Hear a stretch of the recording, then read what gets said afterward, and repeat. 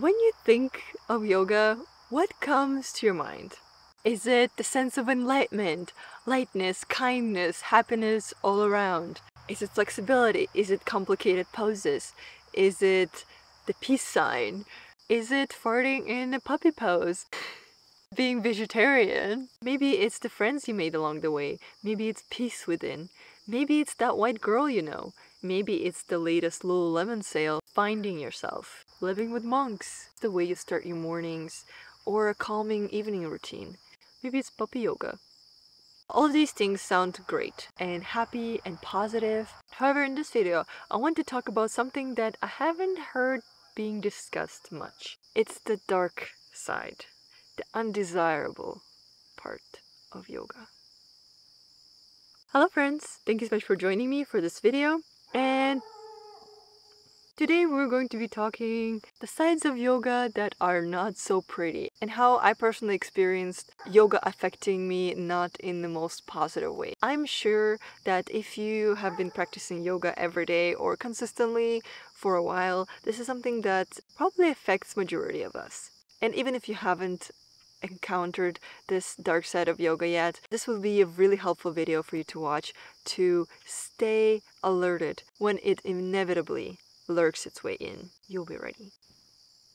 Here's a little story time. When I first started yoga consistently, like doing it every day for a few months, close people in my life were saying how I'm becoming a worse person, more picky, more close-minded, particular. After encountering that kind of feedback, I had this question in the back of my mind: can yoga actually make you a worse person? And yoga practice is something that brought a lot of this enlightening realization into my life. This trusting, loving guidance that I just felt so safe with.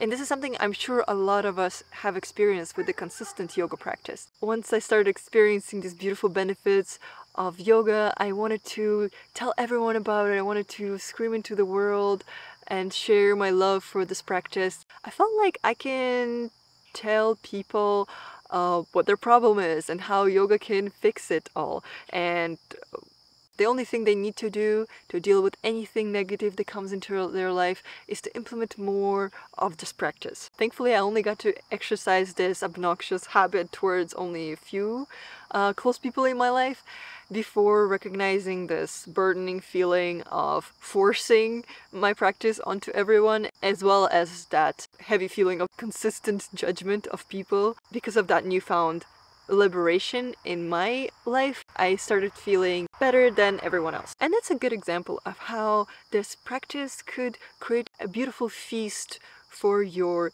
ego that lurks right in and feeds onto everything that you learn and onto your everyday practice. That gave me a sense of identity, that gave me a sense of righteousness and knowing more then. And this definitely expressed itself in my communications with others, how I view others, and just in general my attitude and my energy. And because of that conversation that I had way earlier, in the back of my mind I've been watching out for some of the signs that I personally would feel like a worse person. I'm glad I started noticing this heaviness that comes with constant judgment and this kind of burdening experience of forcing my practice onto everyone else and forcing my opinion and my solutions. And I don't think it's limited to yoga practice.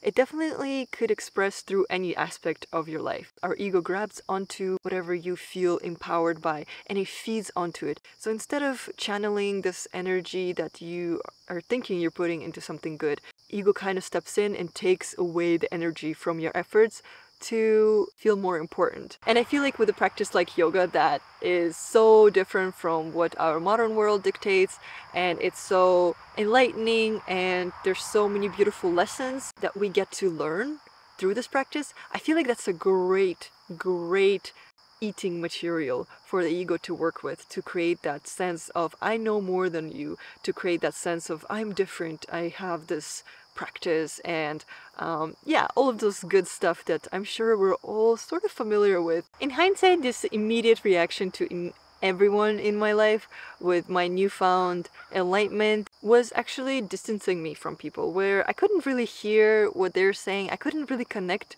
with anyone, I couldn't love them properly or just be there and enjoy everyone's presence, to learn from people, because I was just so stuck up in my own world and how I have that importance of that information that is the only one that is correct and the truth, and it has value. And now I can definitely see how that was taking away opportunities to not just connect with people, but also to learn from them. This kind of attitude was not just stopping me to learn from other people, but also it was stopping me from actually practicing yoga.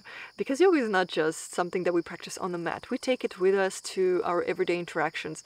And I noticed how this kind of attitude of superiority really stopped me from actually practicing this kind of compassion. I can definitely see how this is a form of violence to impose your views, to impose your solutions onto anyone or someone who is just there with you. And it's definitely the opposite of everything that this practice is about. It's definitely work in progress. This ego voice is still there, yelling at me sometimes. I just try to tune it out and breathe into the moment. I still do want to scream about yoga and how amazing it is, and this is partly why this channel exists, to fulfill that need. Thank you guys for all of your love back, and it's just amazing to exchange this passion for, you know, managing to include this practice into our modern lives. I don't dump it on people in my life anymore, and this is something that I don't really feel the need to do, because I found that the most contagious, most meaningful way you can show love for your practice and show its glow, it is to practice it, to love it, to live it, to radiate it. And yoga is the practice that taught me to approach spending time with people lovingly, with gentleness, with curiosity, understanding, and this sense of wonder. I think yoga is a great practice. However, even most peaceful intentions can become an execution tool for your demons, just like it did for me. So yeah, I'm working on it. This is definitely something that actual yoga practice really helps me with. Daily practice really grounds me, and this is a great daily reminder for me. I hope you're enjoying your hopefully consistent yoga practice, or you are getting more inspired to do it more often. And hopefully this video provided some insight into some of the darker parts in you that could definitely be expressed with this beautiful, innocent, seemingly, practice. Let's just stay mindful, keep each other in check, and be gentle and kind to people. And show the love for our practice through our actions, through our devotion and glow. Yes, that's what I would end it with.